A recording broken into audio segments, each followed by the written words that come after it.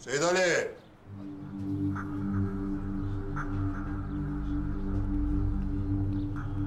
Duydum ki kapını açmamışsın kızına.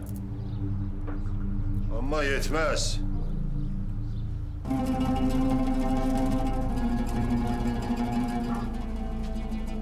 Huzurumuz, birliğimiz olsun. Yüz yüze bakacak takatimiz kalsın diyorsan o buradan gidecek. Cumalı, kim nerede kalıyor beni hiç ilgilendirmiyor. Ama sen neden bu kadar kaygılanıyorsun bilmeyeyim.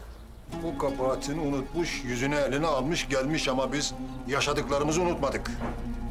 Alnının karasını geldiği deliğe kovacaksın. Yoksa bu han değil, bu şehir bize dar gelir ona göre. Selamun aleyküm ağalar. Aleykümselam. Seyit Ali, çocuğa söyle kahveyi ocağa koysun, ben birazdan geleyim. Cumhuriyet, geçmiş ola. Dün akşam hastanedeymişsin, hayırdır? Ya yok öyle biraz darlandım. Ne olacak baba? Ne olacak oğlum? Geldiği gibi gidecek. Onu demeyeyim baba sana. Ben ne demeyeyim? Adam aradı beni. Mithat'ın silah odasında yokmuş baba. Onu da alıp çıkmış galiba. Allah'ım benim aklıma mukayyet ol. Cumali'nin öfkesi durdurak bilmiyor Seyit Ali. Mithat desem deli fişek. Bu durumda ortalığı yine sen düzelteceksin. Ben ne edeyim Hafız? Kızı konağa çağırayım. Çalım kipriti konağa yakıp sonra da Cumali ile Mithat'ı seyre mi çağırayım? Ateş ateşiyle söndürülmez Seyit Ali. Bilin, senin de için durulmuyor ama eğer ki huzur istiyorsan yüreğindekiyle dilini bir edeceksin. Benim özümde bir, sözümde bir Hafız. Seni tanırım Seyler.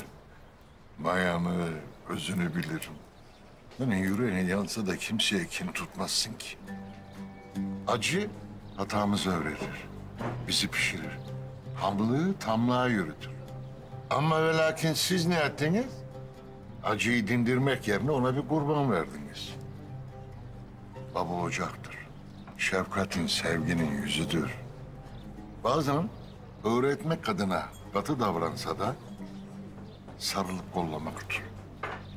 Öyle kızdım, kırıldım diye baba canından vazgeçmez. Gözüyle bakmasa da özüyle bakar. Velhasılı şimdi önce sen Mithat'a set olacaksın. Cahilliğiyle bir aptallık yapmasına mahal vermeyeceksin. Sonra da canından gelen canlar arka çıkacak. Senin gibi babaya da bu yaraşır zaten. Oğlum, Mahmut bana bir baksın.